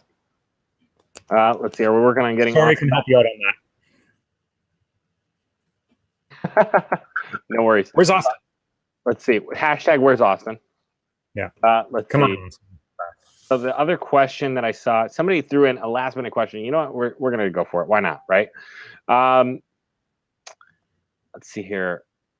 Sean's asking about ad copy. Sean, there's quite a bit in the group about ad copy. That's a lot to cover just right now. But let's see here. Mark is asking, can you generate leads for commercial properties? I can't see why not. Again, you know, everything around the offer, right? Yes. Do we? But, I personally do not work with commercial, which is sad because they have a great budget. However, again, I feel like it's taking away from what I already do and focusing in another area. And so I try not to do that very often. Yeah. Yeah. And I think, again, What's that? So what about you? No, I don't do commercial. Again, it's the same sort of thing, right? It's like, one of the things is that to grow, you got to focus, right? I mean, that's just the reality. It's really hard to scale when you're like all over the board. We don't do. I know you don't. I don't do commercial. We're pretty much exclusive. Zach does either. Who? Zach. Zach? Sorry, he just messaged me. I don't think he does commercial either. No. Why is he asking? Who's asking? No, that was Mark Farmer that was asking. I think Zach's just drinking. Oh, yeah. But from the people that I do know or that I've heard do commercial, again, like you got to pick your platforms. Go with the platforms that have the most traffic. And I don't know if Facebook's the right platform for and not saying that it's not the right platform. I'm sure you can generate. Not saying it's the wrong platform. You're just saying don't know if it's the best platform. I'm sure there's other platforms like LinkedIn where it's you've got people that are looking for exactly what you're providing. Yeah, and the people I've talked to who have done commercial have done really well with LinkedIn, but they have not done much with Facebook. Not that they couldn't, it's just not in their focus. LinkedIn worked, right? Exactly. We're all about taking what works and expanding on it, but not as much, taking what works and changing it, right? That doesn't make much sense. Yeah. No, exactly. So, no, I think that is all of our questions for the night. That's too bad because I had a question for Austin. Did you? What was it? Well, I just wanted to talk to him, but where did he go? He just dropped out. I think he was like, guys, I'm going to bed. That's it. He's had enough. It's like Zach. Zach was like, dude, I'm out. I'm like, oh, okay. Well, yeah, but he stayed on for 3 hours. No wonder he was out. Yeah, right. Zach's still recovering from last 3 hours, drank a whole bottle of tequila and passed out on his couch. Yeah, I think that still may end up in the locked library of replays. Yeah. If you guys missed that Whiskey Thursday last week, that is why you want to be live, because you don't know what's going to happen. I mean, gosh, we went past midnight on that one, and it was absolutely insane. That was insane. Yeah, there was crazy. Ton of value. There was a ton of craziness. I mean, I don't know what was not involved with that. I mean, it was like it got deleted. Anyways, that we were able to forget. Yeah. So this is so I'm just going to ask one last question here, and this was a question that was asked in the group by Steve Arnold. Perfect. And this is it's too bad Austin disappeared because I really wanted to get his feedback on this. And so the question is, if I'm targeting females only, would that be considered discrimination? And so there's a lot. I know that there's a lot of talk around some of your laws. Around the fair house. What is that called? The what? Some of your laws? Is that what you just said? Your laws. Yeah, I don't have to deal with these. US? No. Fair housing and discrimination, basically. Yeah. So how that works? I know how I address it. I know how I do it. I was curious to see how Austin does it. And why don't you sort of share how you deal with this? So what you're doing is you're targeting women. You are not excluding men. Okay, so that's, I think, the piece that differentiates there and keeps you in the safe guideline is you're not excluding men, you're just targeting women, right? So Facebook allows you to target women without having to exclude men, right? Because the fact that it's helping you focus and it's not an excluded audience. I mean, technically it's an excluded audience, but really it's not, because of the fact that it's a focus, not an exclusion. Does that make sense? For anybody who's doing Facebook ads, that should make sense, because you get the choice, men, women, or both. And by targeting women, you're not necessarily excluding men as much as you're just not targeting them. So I think that's how we're getting around that. As far as fair housing law, I would have to look into that, honestly. I should know because I just took some Con Ed on it. But I don't remember anything as far as discrimination on men and women. That's not really the focus this year, apparently. Yeah, and I think the problem with all of this, which is similar to any law, really about what they want to come after you for, right? It's like it's a lot of times just interpretation. Maybe they just want to target you and focus on you. Who knows, right? You could just get a slap on the wrist. You could just but you want to avoid that problem. It's like, so we have in Canada here, we have some very strict rules around the labor laws, and sometimes you break the labor laws, right? You fire somebody because you don't like them. Like it happens, right? But you're taking that risk. Well, in the US, we have at-will employment, so it's a little bit different. Yeah, here we got some really crazy rules around that. And I've been involved with that. But the one thing we don't want, like as employers, you don't want the labor board after you. Like you don't want to be on that list. You don't want to have to deal with them. You don't want to, like, it's just a real pain in the ass. I'm assuming it's probably very similar with these. I've never had to deal with them. But I will say this about your fair, was it called the fair housing discrimination? I can't remember the name of it. I always hit agree because I know, so two things. If you're not sure, build out another audience where you remove this is what I do. I build out I duplicate the audience and I remove all the targeting and I basically put $1 to it. That's what I do. Right. The crazy part about it is it generates leads, like 25-cent leads, which is crazy. It usually does. So that's one of the things I've done before. And I've done this. This was a recommendation by another marketer that has been doing real estate ads on Facebook, Google AdWords for a number of years. And I remember this was posted in another group about, what like even the age targeting could be seen as discrimination. I know it's not part of the rules, but from what he was saying is that some people have been caught, or it's not that they've been caught. It's just that whoever's enforcing these rules is getting involved at that point because somebody's made a complaint, and you don't want to get to that point, right? So, so this is one way of sort of getting around that, is building out an audience with no targeting, just putting $1 to it. That was one of his suggestions, and that's something that I do. Do I do it on a regular basis? No, not really. But if I feel like the targeting I'm using, where if I was to say only women, then I would be, there would be some concern there, right? And then the other thing is, if you're not sure about this, or if there's even a question about this, you really should be talking to the broker. Absolutely. Because at the end of the day, in fact, I don't know, like I know the majority of my clients that are like the individual agents I've worked with, they're supposed to be getting approval from the broker for their advertising.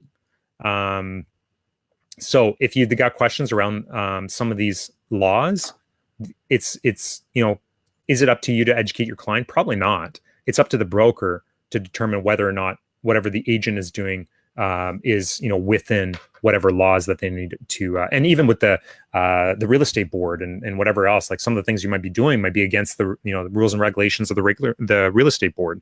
So yeah, you should check with your local real estate board. If you have questions, you can always call NAR, National Association of Realtors, and find out what their ruling is.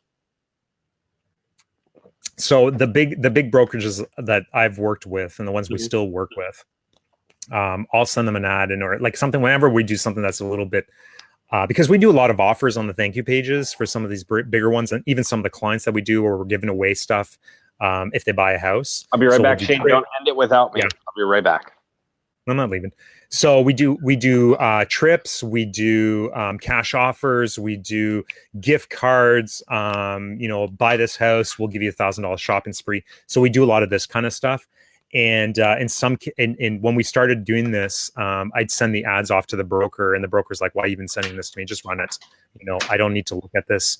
And a lot of these brokers are basically just we'll just ask for forgiveness after. Like if we get caught, or if there's a problem with it, just run the ads. It's not a big deal. So some of them don't mind operating, within the gray area. But if you're a marketer and you're doing ads and your agent doesn't know, one thing I would suggest is that you tell your agent to either, it's up to them to approve the ads or the targeting, or to go ask the broker and then talk to the broker to see if you're doing what you're supposed to be doing on the targeting side of things. So that's about it. I'm going to wait for Matt here. If you got any other questions, just let me know down below. I can actually read the comments now. So, actually I have another question here.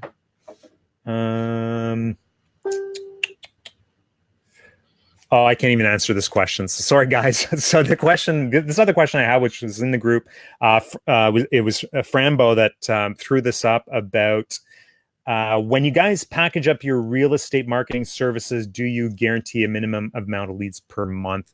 Frambo, I do not do this. I know some other people that do, and but this is not something that I do.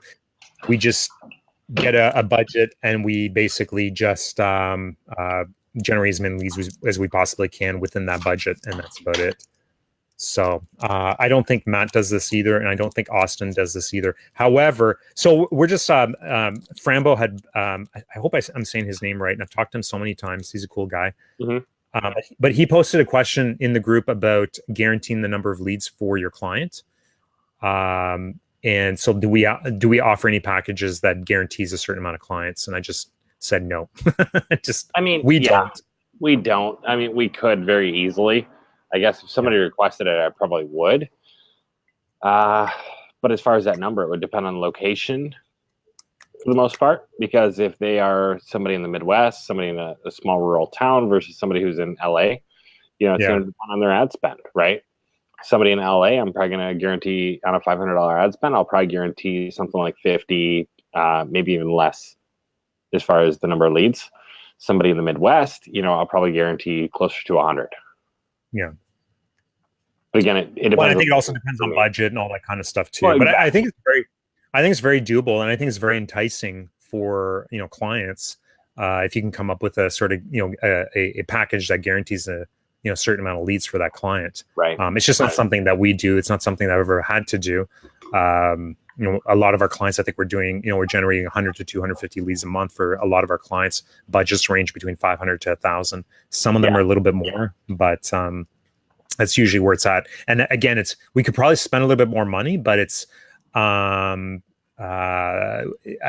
think it would start overwhelming some of the clients. Like 250 leads a month for a small team of 2, maybe 3 agents. It's enough leads. Yeah, when somebody asks for a certain number of leads, it can raise some questions too, as far as that person in working with that person. Are they asking for 250 leads a month, or are they asking for 25, right? Because that's a very big difference. And somebody who's asking for 25 is more concerned with taking care of their leads oftentimes than somebody who's asking for 250. Because anybody who's had 250 leads a month, after 3 months, knows that is not a realistic amount of leads to take care of. Mm-hmm. Not for one agent. Exactly. So that can also give you some red flags as to the client that you are looking to work with.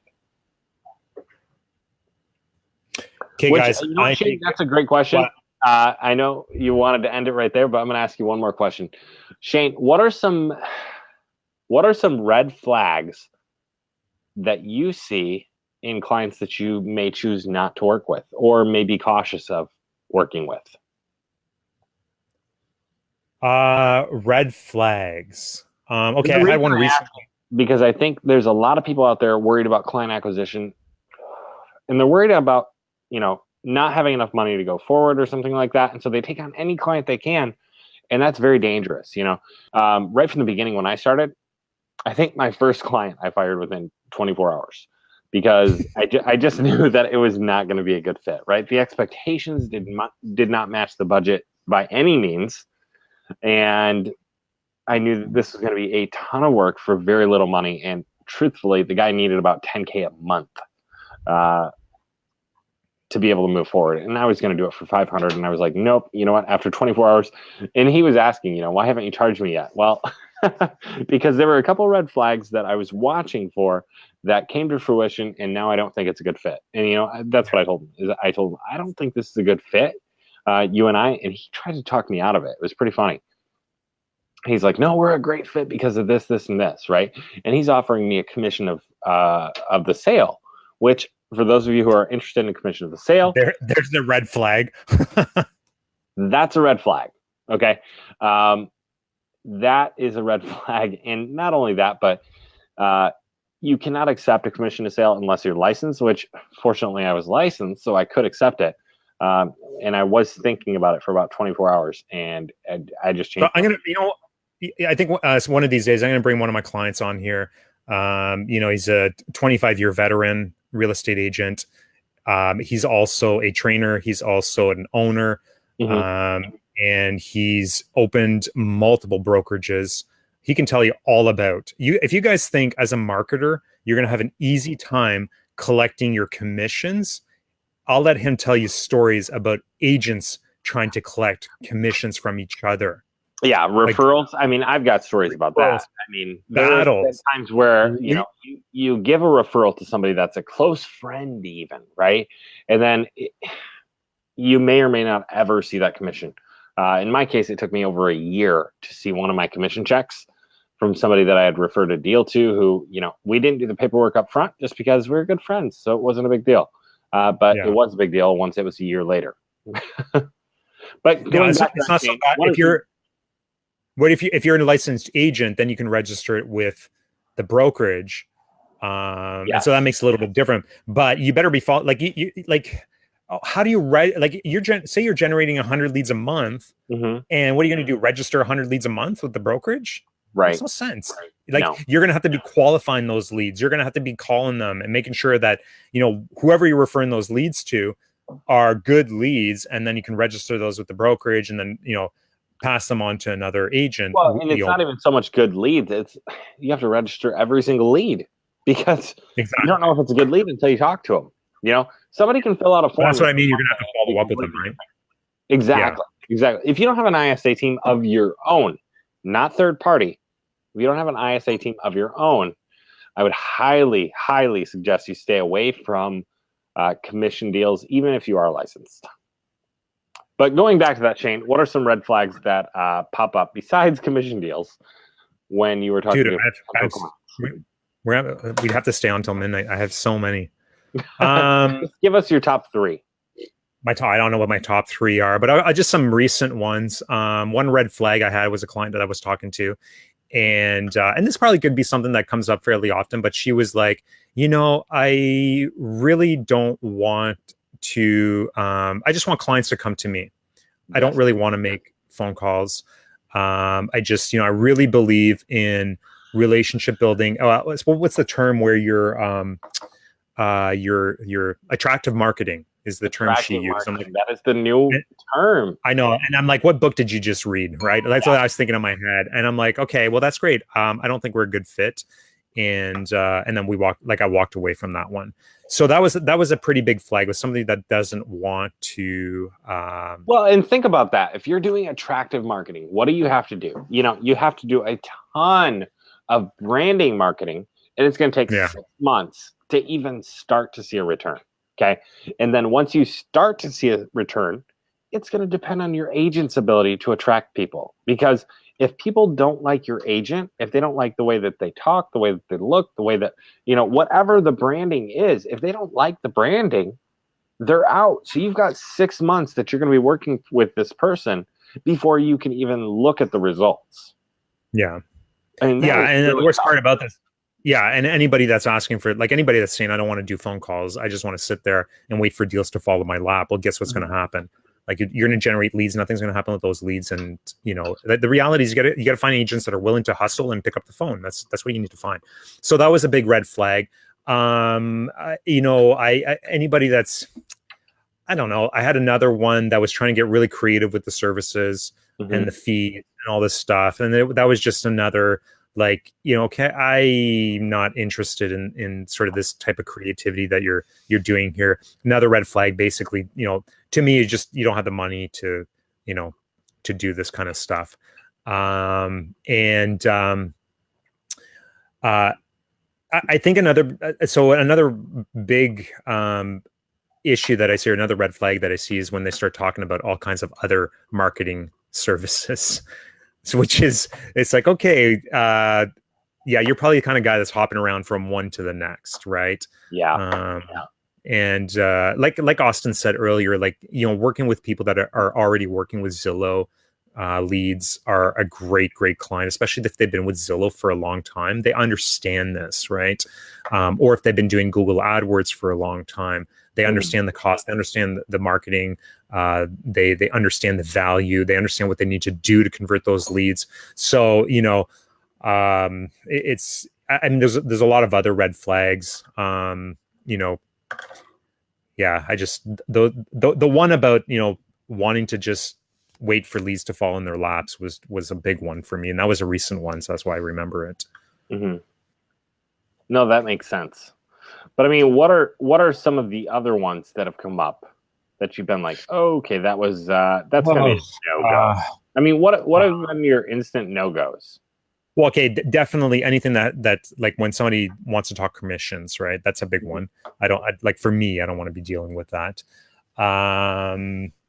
If I can't have a conversation with somebody, that typically brings up a red flag for me. So if they just want to hear about my services right away, and it's like, okay, well, what do you charge? I'm not interested in, like, you know, going through this half-hour conversation of answering questions. I just want to know what you charge.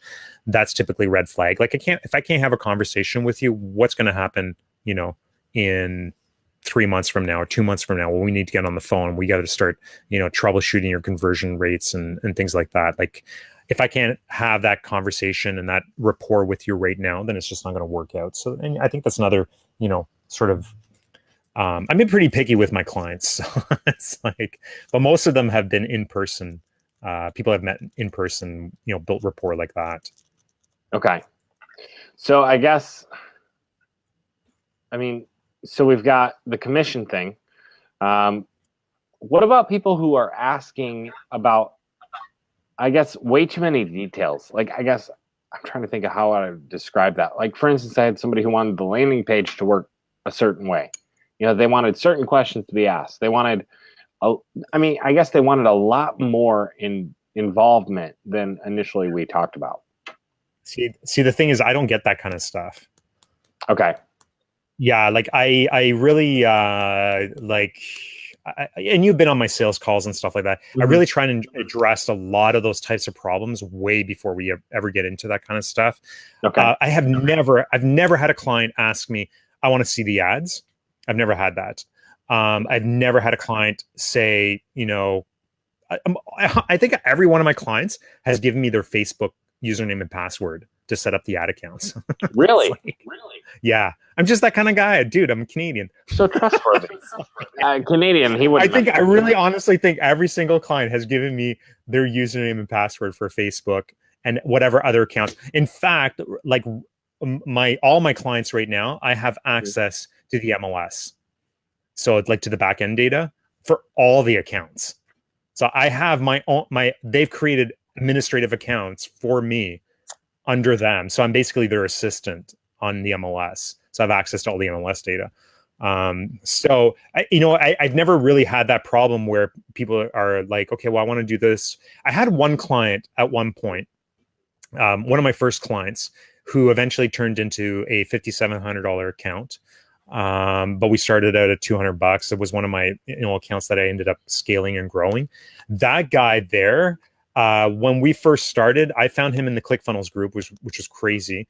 And when we first started, he's like, I want to build funnels. I want to do that. I'm like, yeah, sure, for sure, absolutely. But now it's really different. Now it's like, okay, what's your goal here? Like, what are you trying to achieve? Where are you trying to get to? And typically that goal is, I just want to grow. Okay, well, great. What does that look like? Like in terms of revenue, what are those numbers? Where do you want to grow to? Why do you want to get to that? And it's like, okay, well, in order to get you to those numbers and to grow, and this is what we need to do. And that's the plan. So nobody's coming back and saying, you know what, I want to build something here, and I want to do a YouTube video, and I think we really should do this. No, it's very, like, it doesn't, it's very, very rare. I'll get people asking me, like, what do you think if I did this? Or what do you think about this? But nothing like, okay, I want to do this. Let's do this. Nobody's doing that. None of my clients anyways. Yeah. Let's see. Let me look at these questions. 10:45, bro. All right, I'll end it right here. I'm so tired, dude. I was up till 4:30, right? that's normal, man. Come on. It's not normal. It's 2 days in a row, 3 o'clock, 4:30 in the morning. Trying Dude, to get how many times have I gotten a message from you from like somewhere between 2 and 4:30 in the morning? Yeah, pretty it's okay because then I get to talk to all the people overseas, right? Like I had some people last night from Australia messaging me. I was answering posts, from guys in the UK, so it's all good. So real quick, I'll run into both of these questions. Rob is asking, anyone use pixel data for their campaigns? Yes. All the time.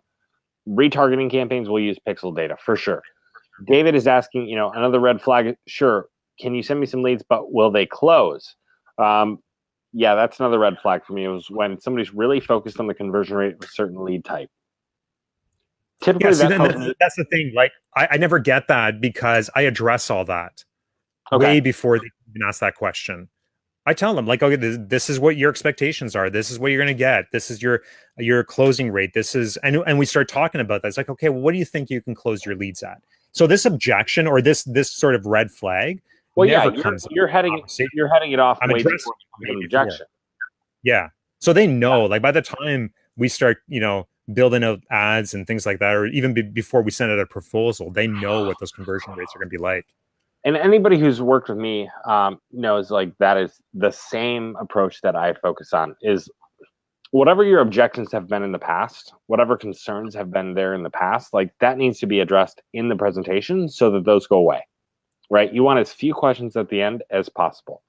Yeah. So, if you're starting, like, sorry, Matt, if you're starting out, if you're a marketer just starting out, one of the things that I was doing when I was first starting talking to clients and stuff is I would take note of all the objections I was getting, and then I would try to incorporate that into my conversations. So the handlers, I would try to incorporate that into my next presentation. So in order to address the objection before it ever came up. And then if I get another objection in that second meeting, then I take that, incorporate that in my third meeting, and so on. I still get the objections. I still get the,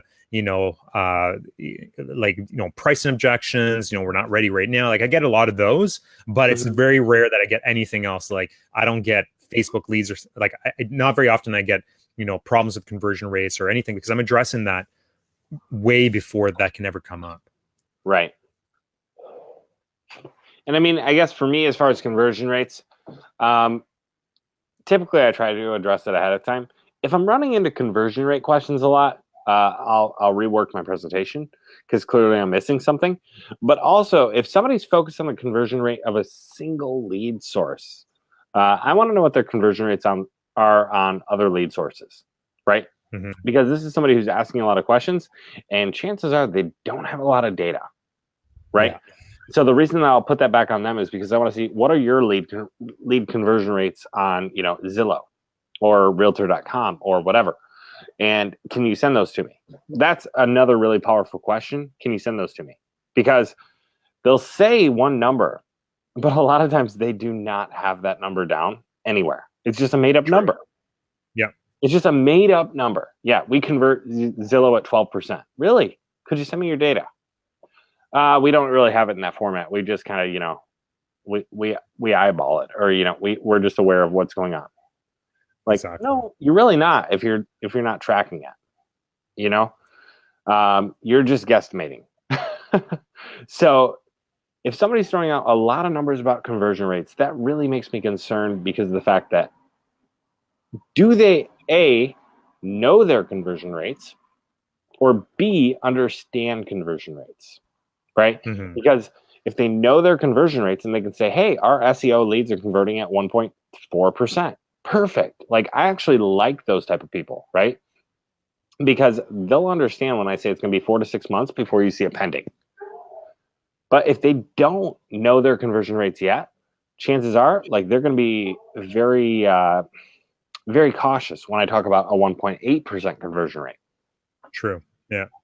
So, I guess, I'm going all over the board here, but yep.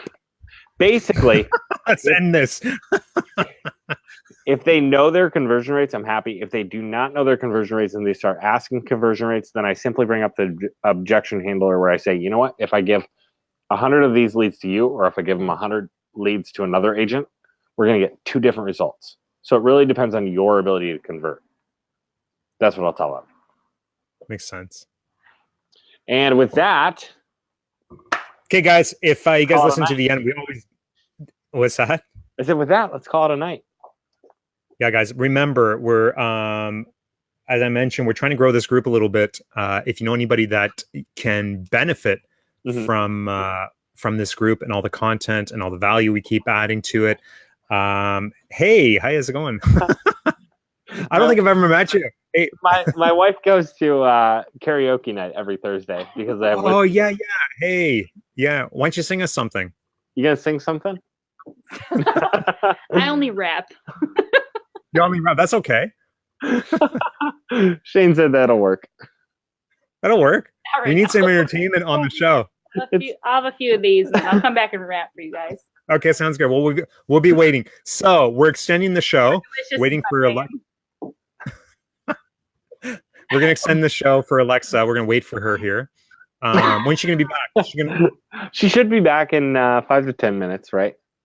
Okay, sounds 5 to 10 minutes. Oh my God, you gotta talk. I'm not waiting 5 to 10 minutes for Alexa to fair enough. karaoke.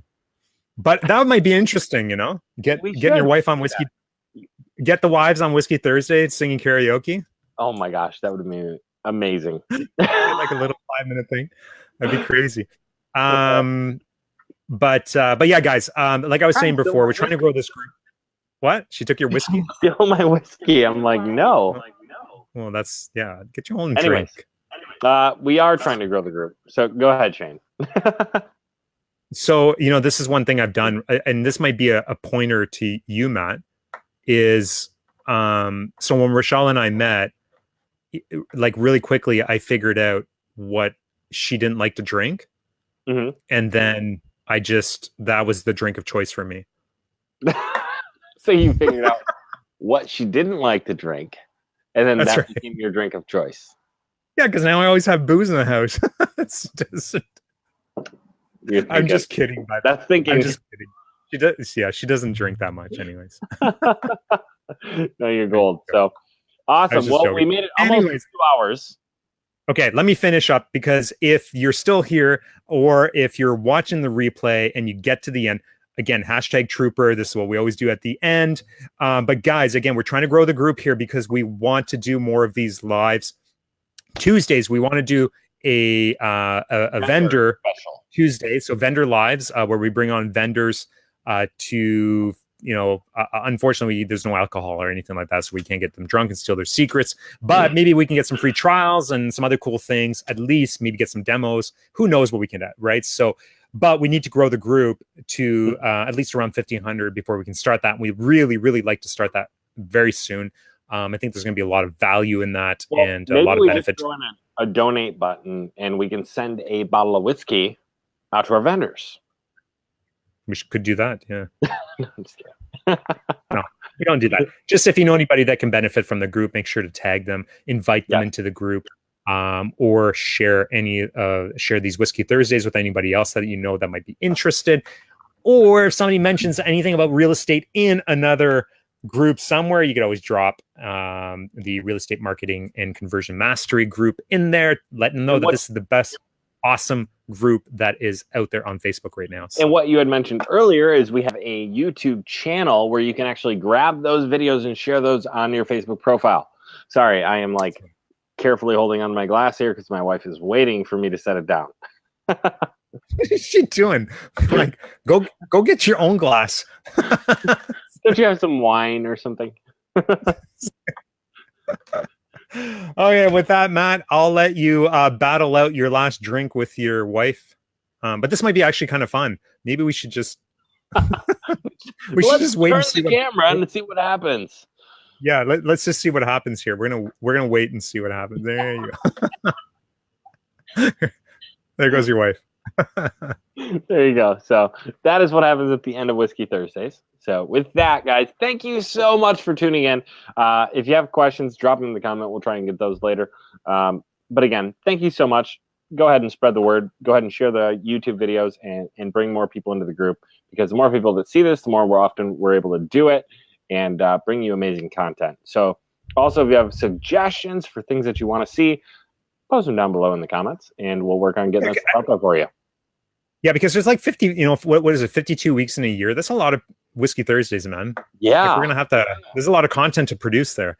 We're, and a lot of people we need to invite into this, right? Hey, reminder as well, next week. That we should be testing out or trying. Let us know that, because we are completely open to trying new whiskey. That doesn't mean just tell us to drink Blue Label every week. Okay. What I was gonna say was next week is the end of the month Thursday Whiskey Thursday. End of the month. This is the one we would bring on 2 marketers. Typically people that are just starting out in the industry and they just want to kind of get on the show, talk about it, ask a few questions, and just have a little bit of fun, chill out, relax. So if you want to be part of that, let us know. Just either send myself to be one of the guests. Yeah. You just come on, ask whatever questions you have. Yep. If you don't have any questions, let us know. We'll make some up for you so it looks good on the show. And no, but for real, you guys don't have to have clients already to enjoy that. You don't have to be somebody who's crushing it already. You can be somebody who's struggling. Like, you could have gotten into real estate marketing yesterday or 6 months ago, and you're still working on getting your first client and you want some help. Like, we're happy to do that on the live. So do not worry about whether or not you have 100 clients or you have 100th of a client. So yeah, that's the last Whiskey Thursday of the month that we do that. And then the following Whiskey Thursday, we're pretty excited because this is client acquisition months, November, December. It's going to be really, really good. Well, super November excited. 1st, are we going to announce who we have on November 1st? Not right now, no. Come on.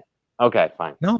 We'll wait. Guys, pay attention to the group. Yeah. We have an incredible guest coming to you November 1st. $20,000 a day. $20,000 days, right? So an incredible guest coming November 1st. Gonna be they'll be watching this and be like, "Oh my God, you guys! I should never agreed to this." Yeah, we're gonna have to over there and make sure that our guest is well lubricated for this. Hey, listen, let's answer that last question here. Oh, yes. I had a real estate guy. Yeah, because I think we can answer this really quickly. I had a real estate guy that wants to get leads for buying ugly houses. Oh, is this even doable? Okay, well, first of all, we need to know how ugly they are. Are they wearing new dresses or old dresses? No, but for real. No, this is totally a thing. This is totally a thing. And it's something that we are diving into head first right now. Real estate investing clients, because for one, real estate investors are making a lot more money than a real estate agent on a single deal oftentimes. And so they have a little bit more money to spend on ads and marketing. So if you can nail that down, you are in an amazing place right now. But anyways, we are currently working on, what's that? I was just going to say 100% doable. Just answer the questions. Absolutely. Yes, 100% doable. You definitely need to take that client on and reach out to us, and we'll work with you on how to get that done. But reach out in the group, guys. Quick note: we get a lot of questions. Shayne and I get. I set my freaking drink down, and she nabbed it. Man, she's been waiting like a vulture. Like a vulture. Now it's gonna smell like perfume. Anyways, so you guys, if you have questions, and we get a ton of them, hey, if you want to see Alexa do karaoke tonight, I'm just holding my glass like tight. We get a ton of questions sent to us private message. Guys, put those in the group, because we want to answer those questions. But if you put them in the group, it's going to benefit so many other people, right? It's not just you. It's going to be other people who have the same question, who may not feel like reaching out, and they're just waiting for that answer to be out there. So if you have a question, post it in the group, and that's a lot of times if you message me and you ask me a specific question, like that's what I'm going to say. Post in the group and let's get back to you, right? Because and sorry, let me add to that too. If you don't get an answer on your post, just bump it. Like, watch it, eh? Yeah. So just get your post, like bump it up again, like maybe a day after, 2 days after, just so somebody gets seen it. If nobody's answering it, just tag Matt, myself, and Austin. Mostly Austin. Oh yeah, tag Austin in every. And if we can't, and if we can't answer, we'll tag somebody else that we know that may have the answer. So, but definitely, like I think right now, a lot, like both of us, Austin especially, we're overwhelmed with the amount of questions. Look at her, she's really eyeballing that. She is, man. Yeah, let me wide angle this here. Hang on. How do I put me on the solo screen? Yeah, like if you want, just turn your camera and we'll keep an eyeball on her. All right, give me 1 second here. Let's It's okay. You don't have to do it. I was just kidding. Look at this. I'm enjoying this. I'm enjoying the show. It's so funny. She's like standing there, like right above you, right? She's like waiting for that drink. That's your drink. How much is left? None, man. I had to down it because last time I left a little bit in it. I set it down and it was like halfway gone. I was like, dang it. Can she even hear you? Like, can she hear us? No, she can't hear us. Oh, okay. So say whatever you want. No, she can't hear me. No, she can't. Later. Yeah, no, she totally lurks in the group, man. I see her answer certain things every once in a while. She's totally spying on you, man. You gotta watch it in here. She's a lurker. She's a lurker. Yeah, no, like... Alexa Cramer. Tag her in some posts. Anyways, but for real, guys, if you have questions, post them in the group. Tag Shayne, tag myself, tag Austin, and now tag Aaron. Right? So we are happy to get actually, that's a better thing to do. If you have questions, get 100 questions in there in the next 24 hours for Aaron. That would be amazing. That'd be crazy, guys. If you're watching this to the end and if you got a question, just post it in the group, tag Aaron. That'd be hilarious. Everybody, can you imagine? Everybody that watches this live, just go post a question, tag Aaron. It doesn't matter. Hey, I heard moderator in here. It's like, you wake up tomorrow morning. I don't care. Yeah. But for real. Anyways, we only got 3 people watching. Guys, thanks so much for sticking around. You guys are awesome. And we really appreciate you guys watching this. And really appreciate you inside the group. Yeah. See you next Thursday and throughout the week and maybe on the weekend. That is it. I'm out. All right. Take care, everybody. Take care.